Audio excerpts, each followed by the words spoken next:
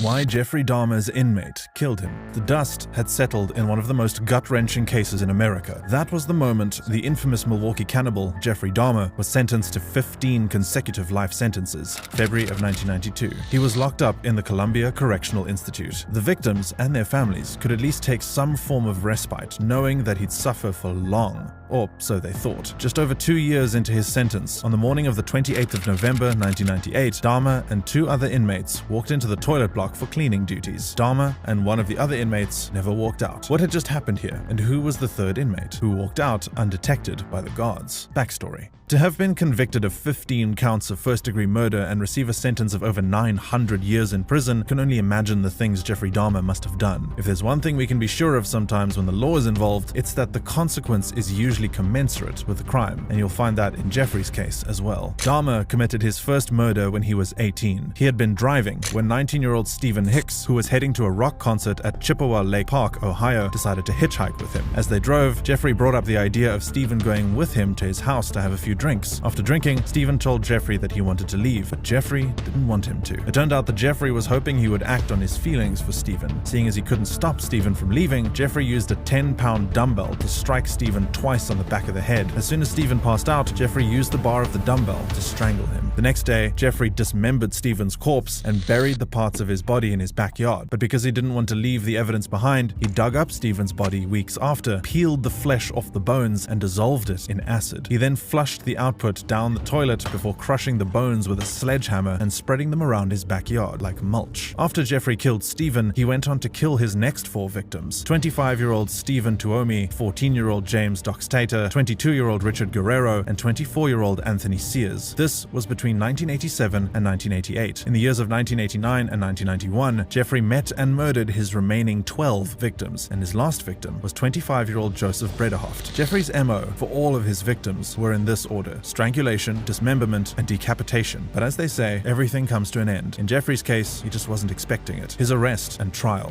To get rid of the dead bodies in his apartment, Jeffrey bought a large tank, filled it with acid, and threw the torsos of his victims into it. He also cooked the dismembered body parts and constantly ate them, hence the alias Milwaukee Cannibal. A few years into Jeffrey's